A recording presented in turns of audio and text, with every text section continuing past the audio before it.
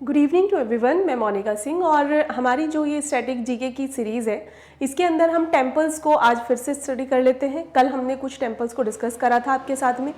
तो यहाँ पर जितने भी टेम्पल्स हैं उससे रिलेटेड जो क्वेश्चन आते हैं कि किस आर्किटेक्चर में है, किस किंग के द्वारा बनाया गया, किस स्टेट में है, या पर्टिकुलरली कई जगह पर स्थानों को भी पूछ लिया जाता है। ठीक है, जैसे तंजावुर में है या फिर आपका जो है दिलवाड़ा जैन मंदिर कहाँ पर है। ठीक है, ये सारी चीज़ें आपसे कई बार पूछ ली जाती हैं। तो इसको देख लेते हैं टेम्पल्स इन इंडिया के अंदर। ठीक है, टेम्पल्स इन इंडिया के अंदर जब हम बात करेंगे तो भारत के वो महत्वपूर्ण टेम्पल्स आ जाएंगे जिनमें से आपके प्रश्न कई बार पूछे जा चुके हैं ऑलरेडी। ठीक है, यहाँ पर देखेंगे इसमें सबसे पहला हमारा क्या आ जाता है, यहाँ पर आया आपका विरूपाक्ष टेम्पल। तो यहाँ पर क्या प्रोबेबल क्वेश्चन हो सकते हैं उनकी चर्चा कर लेते हैं। सबसे पहले आएगा कि भाई विरूपाक्ष जो मंदिर है वो कहाँ पर मौजूद है। तो कहाँ पर है, तो कर्नाटक राज्य के अंदर मौजूद है। ठीक है, सबसे बेसिक क्वेश्चन यही बनेगा, याद रखिएगा।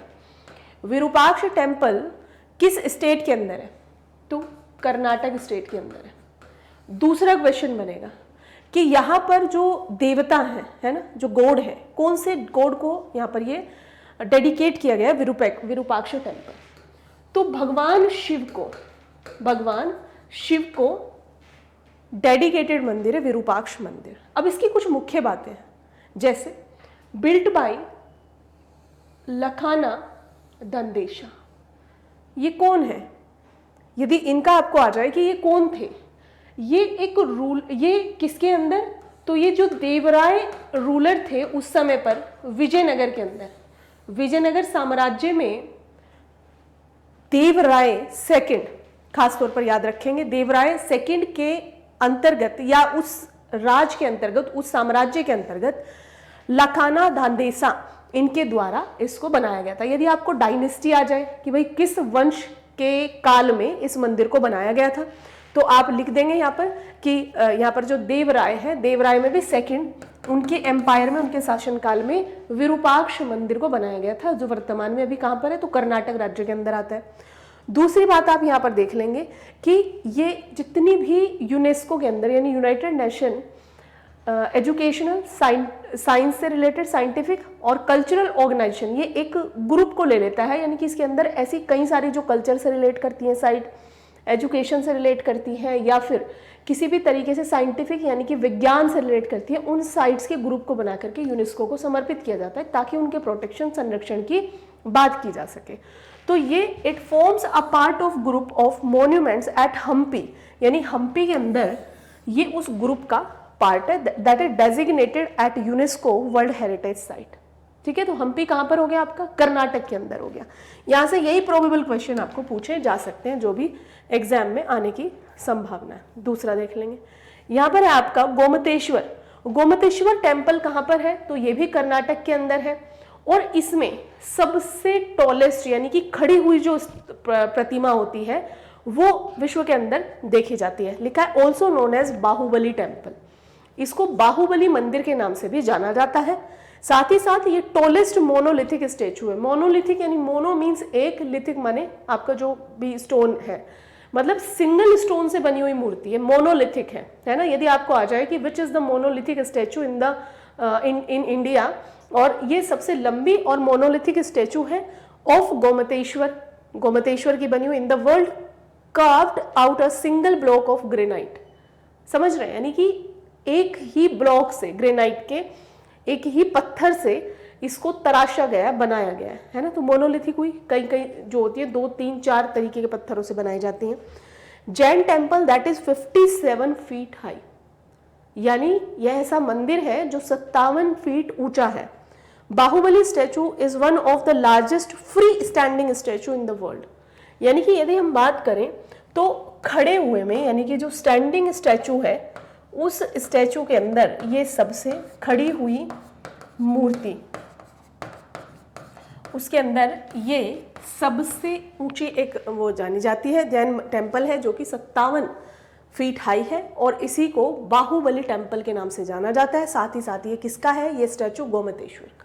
ये इसमें से फैक्ट आपको याद रखने हैं। नेक्स्ट यहाँ पर आ जाता है आपका खजुराहो टेम्पल। ठीक है, यदि हम बात करें खजुराहो की, तो खजुराहो एक ऐसा मंदिर है जो 57 फीट हाई है और इसी को बाहुबली टेम्पल के नाम से जाना जाता है। साथ ही साथ ये किसका है, ये स्टैचू गोमतेश्वर का। ये इसमें से फैक्ट आपको याद रखने हैं। नेक्स्ट यहाँ पर आ जाता है आपका खजुराहो टेम्पल। ठीक है, यदि हम बात करें खजुराहो की, तो खजुराहो के जो मंदिर है मध्य प्रदेश में, सबसे पहले आपको याद रखना चाहिए छतरपुर के अंदर है। कहाँ पर? छतरपुर। एक ये हो गया आपका कि कहाँ पर है, छतरपुर में है। दूसरा एक क्वेश्चन आता है आपको कि इन्हें किस वंश के द्वारा बनवाया गया, तो चंदेल याद रखना है आपको, चंदेल, ठीक है, चंदेला डायनेस्टी के रूलर्स के द्वारा इनको बिल्ट कराया गया था। यदि हम खजुराहो की बात करें तो लगभग 85 टेम्पल्स हुआ करते थे जो कि बिखरे हुए थे, छितरे हुए थे, स्कैटर्ड फॉर्म में थे, और जिसमें से आज यानी आधुनिक काल में यदि हम बात करें तो लगभग 25 टेम्पल्स ही रिमेनिंग है, और ये स्कैटर्ड थे। एरिया कितना था, तो 9 स्क्वायर मील एरिया में ये 85 प्लस टेम्पल्स फैले हुए थे, जिनमें से अभी कितने मिलते हैं, मात्र 25 मिलते हैं।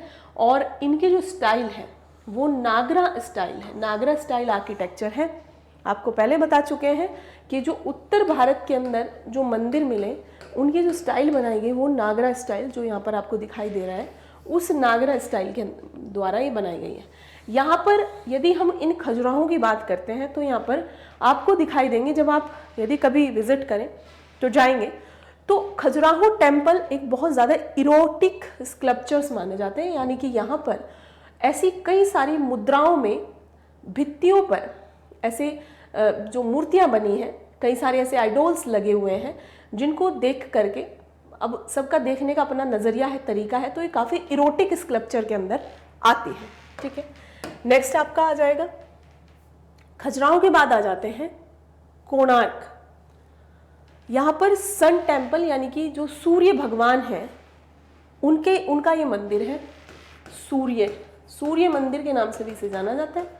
और ये कहाँ पर है, तो ये कोणार्क के अंदर है। कोणार्क जगह कहाँ पर है, तो ओडिशा स्टेट में।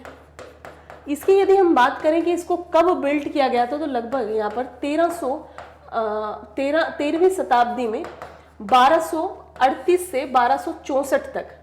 और कौन किंग थे, तो नरसिंह देव फर्स्ट। ये फर्स्ट सेकंड का जरूर आपको याद रखना है। नरसिंह देव फर्स्ट के कार्यकाल में इसको 13वीं शताब्दी में 1238 से 1264 इनका रहा है, यहाँ पर जो कार्यकाल रहा है, उस दौरान इसको बिल्ड कराया गया था ओडिशा में। और ये कौन से एम्पायर हैं, यानी कि यदि हम इनके डेंस इसकी बात करें तो ये किस डायनेस्टी से आते हैं, तो गंग डायनेस्टी से आते हैं, यानी कि गंग वंश के थे। ठीक है, गंग वंश के राजा नरसिंह देव फर्स्ट 1238 से 1264 तक इनका कार्यकाल रहा। इसी कार्यकाल के अंदर इन्होंने कोणार्क टेम्पल को स्टैब्लिश करवाया था ओडिशा के अंदर। यहाँ पर ये रथ है ना, ये रथ नुमा आपको दिखाई दे रहा होगा, ये रथ है सूर्य भगवान का। और sun god built in Kalinga architecture, Odisha style of architecture. यानी कि यदि इस मंदिर की बात करें तो यहाँ पर जो कलिंगा आर्किटेक्चर है, यानी कि एक वास्तुकला है विशेष तौर पर, जिसे कलिंगा शैली का नाम दिया जाता है, उसी शैली में। और इस मंदिर को पहिए से लगे हुए हैं, यानी कि एक तरीके की जो चैरियट ऑफ सन गॉड है, यानी कि सूर्य भगवान की गाड़ी है ना, और रथ, उसको खींचते हुए या उसकी फॉर्म में इसको स्टैब्लिश करा गया है। गंग वंश के राजा थे नरसिंह देव वर्मन, नरसिंह देव फर्स्ट, उनके इसमें कार्यकाल में इसको बनाया गया था। अगला आ जाता है आपका जगन्नाथ टेम्पल। जगन्नाथ टेम्पल को यामनिका तीर्थ के नाम से जाना जाता है। ये क्वेश्चन आपको पूछा गया है। ठीक है, यामनिका तीर्थ के नाम से जाने जाने वाले मंदिर का क्या नाम है, तो जगन्नाथ। और ये पुरी में है ना, पुरी मतलब ओडिशा के अंदर। और यहाँ पर अभी वर्तमान में, यानी कि अभी 2-4 दिन पहले आपने देखा होगा, रथ यात्रा निकल रही थी, रथ यात्रा। तो ये रथ यात्रा जो है इसी जगन्नाथ टेम्पल में निकाली जाती है। ठीक है, अभी 2-3 दिन पहले आपने न्यूज़ में सुना होगा, रथ यात्रा है ना, जगन्नाथपुरी बहुत फेमस है। और यदि बात करें तो इसको कमीशन किया गया था किंग इंद्रदम्युम्न। ठीक है, यहाँ पर यदि हम बात करें इनकी, कि जगन्नाथ के अंदर 3 लोगों को यानी ट्रायो बिठाया जाता है जब रथ में बिठाया जाता है। एक तो जगन्नाथ जी, एक यहाँ पर है बालभद्र, और एक है सुभद्रा। यानी यदि आपको आ जाए कि जगन्नाथपुरी के मंदिर में त्रिये इन्हें त्रि माना जाता है, यानी इनको तीनों को ट्रायो माना जाता है इनकी मूर्तियों को रखकर ही। या फिर ये तो यात्रा की बात है, वैसे भी जब मंदिर के अंदर भी इन तीनों को मुख्य देवी देवताओं के रूप में स्थापित किया गया है। नाम है जगन्नाथ जी, बालभद्र जी और सुभद्रा। इन तीनों को ट्रायो के रूप में एक जो मेन डटाई है वहाँ की, वर्शिप्ड एट द टेम्पल, यानी कि यामनिका तीर्थ मंदिर या फिर आप कह सकते हैं जगन्नाथ पुरी मंदिर या जगन्नाथ मंदिर, इसके अंदर इन तीनों को मुख्य देवी देवताओं के रूप में स्थापित किया गया है। और जब रथ यात्राएं निकाली जाती हैं तो इन तीनों को मुख्य स्थान दिया जाता है इस रथ यात्रा के अंदर। ठीक है, कहाँ पर है? तो यामनिका तीर्थ के नाम से जाने वाला मंदिर कौन सा है? जगन्नाथ। अगला आ जाता है आपका golden temple. Golden temple Sikh धर्म में एक बहुत बड़ा स्थान प्ले करता है। हालांकि सभी धर्मों के लोग यहाँ पर जाते हैं और शांति महसूस करते हैं, पीस महसूस करते हैं।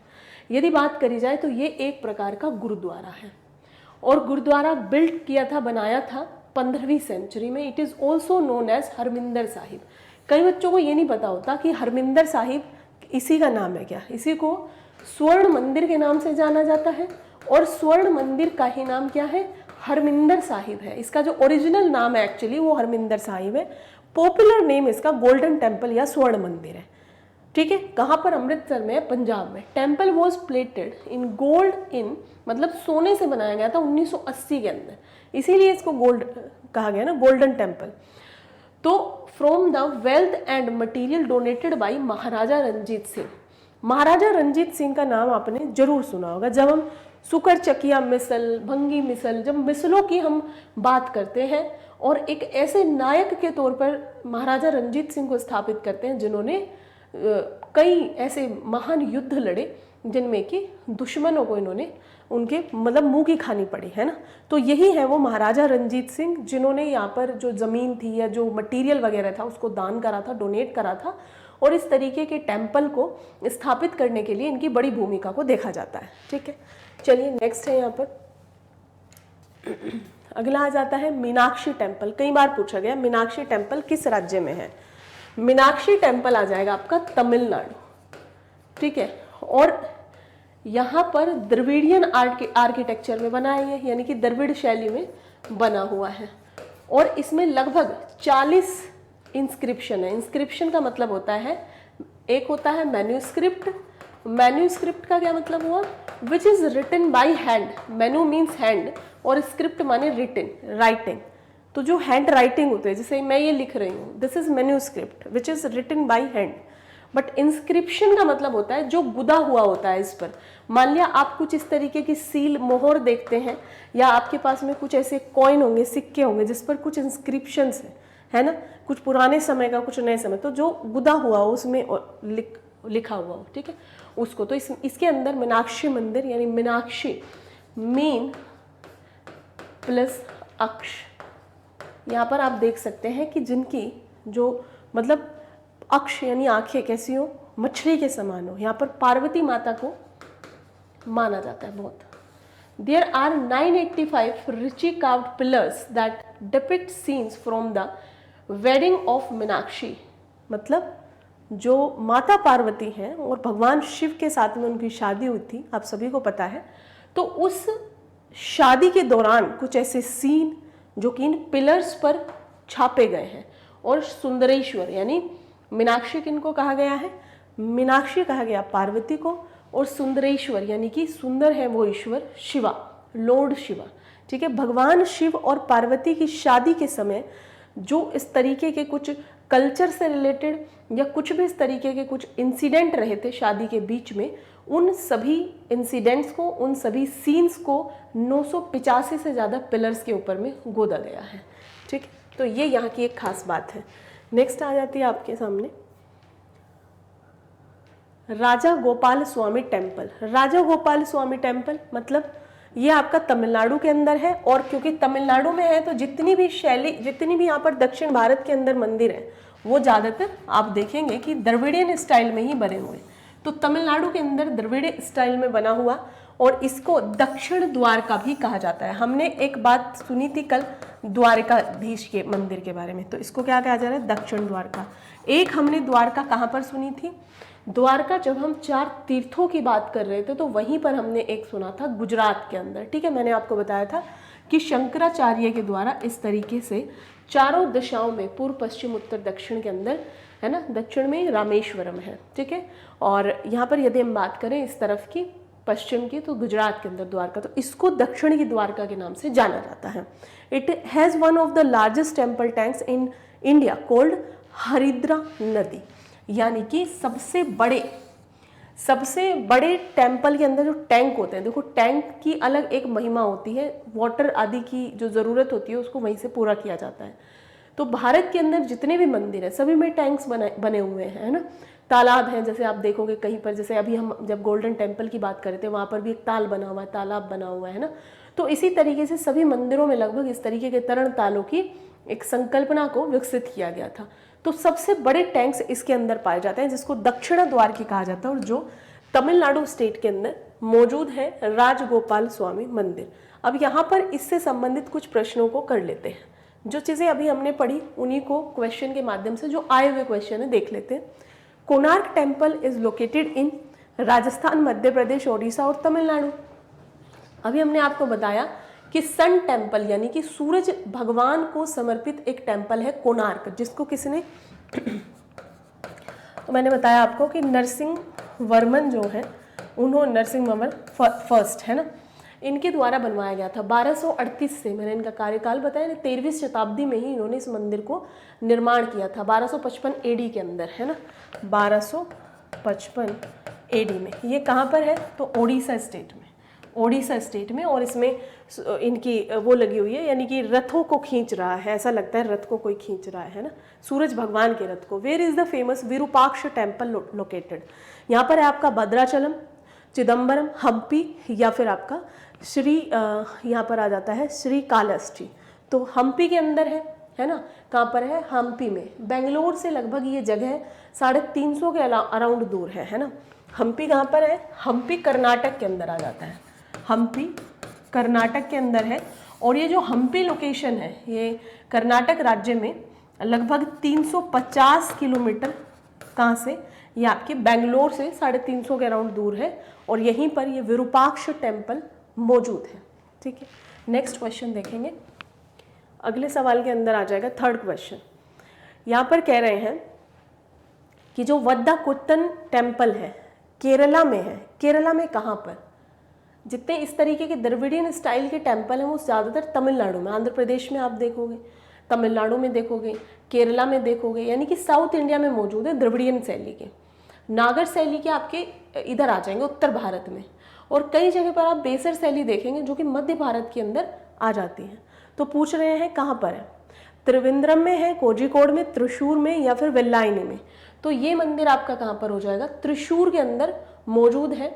और इसको ये चर्चा में इसलिए आया था क्योंकि इसको ये ऐसा मंदिर था जिसको UNESCO, united nation educational scientific cultural organisation के द्वारा अवार्ड दिया था, ठीक है, अवार्ड दिया था। तो उस साल ही इस वेदाकुट्टन टेम्पल के बारे में क्वेश्चन पूछा गया था। कहाँ पर है, त्रिशूर के अंदर है। त्रिशूर कहाँ पर है, यदि आपको राज्य का नाम पूछा जाए तो केरला स्टेट के अंदर यह मंदिर आपका मौजूद होता है। रंगनाथ टेम्पल, ये हमने कल ही पढ़ा था, तिरुपति, चेन्नई, श्रीरंगम या फिर कांचीपुरम। कहाँ पर है रंगनाथम का मंदिर, तो ये आपका हो जाता है तिरुपति, चेन्नई, श्रीरंगम के अंदर यह आपका मंदिर रंगनाथम का हो जाता है, ठीक है। नेक्स्ट क्वेश्चन देखेंगे, 5th नंबर।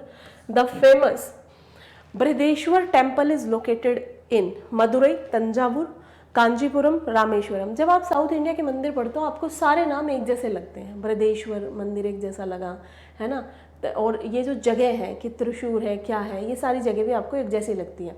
तो ये जो मंदिर है बृहदेश्वर का, पहली बात तो आपको एक क्वेश्चन ये भी पूछा गया था कि बृहदेश्वर के मंदिर में जो मेन डटाई है वो कौन है, तो ये है शिव का मंदिर। किनका, लॉर्ड शिवा। और ये जो मंदिर है आपका, मैंने कल ही बताया था कि तंजावुर कई जगह पर आपको ऐसे मिलेगा और कई जगह पर आपको तंजोर मिलेगा, ठीक है, दोनों ही सही है, तंजावुर या तंजोर। और ये है कहाँ पर, तो यदि हम स्टेट की बात करें तो तमिलनाडु राज्य के अंदर आपको बृहदेश्वर का मंदिर, कई जगह पर आपको पर्टिकुलर जगह लिखी रहेंगी, कई जगह पर स्टेट लिखा रहेगा। नेक्स्ट आ जाता है famous Kamakhya temple is situated in, बहुत प्रसिद्ध मंदिर है ना, और ये जो है आपका असम के अंदर आ जाता है, असम, मेघालय, मिजोरम, ओडिशा। तो ये कामाख्या टेम्पल जो है असम के अंदर है, ठीक है। नेक्स्ट क्वेश्चन है Khajuraho temple are located in, अभी बताया मैंने, किस डिस्ट्रिक्ट के अंदर है, कह रहे हैं मांडला, छतरपुर, बालाघाट या रीवा। तो मध्य प्रदेश में पड़ता है छतरपुर, ठीक है। तो छतरपुर के अंदर है, और एक इनके बारे में याद रखना है आपको कि इरोटिक स्कल्पचर यहाँ पर यूज़ हुआ है। लगभग यहाँ पर 85 टेम्पल्स थे जो स्कैटर्ड थे, और अभी जो हमें दिखाई देते हैं लगभग 25 मंदिर दिखाई देते हैं ये, ठीक है। 950 से 1050 एडी के अराउंड इनको बनाया गया था। और कौन से किंग थे, तो चंदेल किंग के द्वारा, चंदेल राजाओं के द्वारा इनको बनाया गया था। कहाँ पर है, तो ये छतरपुर के अंदर आपके मौजूद हो जाएंगे। नेक्स्ट क्वेश्चन है आज का, चालुक्य टेम्पल यानी कि जैन टेम्पल्स हैं, यहाँ पर कई जगह पर आपको ये भी आ सकता है क्वेश्चन कि जो दिलवारा टेम्पल है, दिलवारा टेम्पल किस धर्म से संबंधित है, तो किस धर्म से हो जाएगा ये, जैन। आपने नाम सुना होगा माउंट आबू, है ना, उसी माउंट आबू से कुछ दूरी पर है ये, और ये कहाँ पर है, राजस्थान राज्य में। तो चालुक्य के द्वारा इसको बनवाया गया था। चालुक्य टेम्पल आप कह सकते हैं, राजस्थान आपको दिलवाड़ा के नाम से भी आ सकता है, जैन टेम्पल के नाम से भी आ सकता है, यह आपका हो जाएगा राजस्थान के अंदर। तो हमने जितने भी क्वेश्चंस करे हैं उन सभी क्वेश्चंस पर एक बार गौर करना, आए हुए क्वेश्चन है और जो चीज़ें बताई गई है कि किस किंग ने बनवाया, किस डायनेस्टी का था, किस काल में बनवाया, कहाँ पर है, पर्टिकुलर जिला क्या है, ये सारी चीज़ें भी आपको पूछी जा सकती हैं, ठीक है। तो अपने इन सेशंस में लगातार रहें, रेगुलर रहें। बाकी आपकी CHSL की जो क्लासेस चल रही हैं उसमें रेगुलर रहें, और आज यानी सैटरडे को लास्ट क्लासेस होंगी, फिर हम अपने नए एक प्रोग्राम के साथ आएंगे। आप सभी जुड़े रहें हमसे। आप सभी का बहुत शुक्रिया, थैंक यू।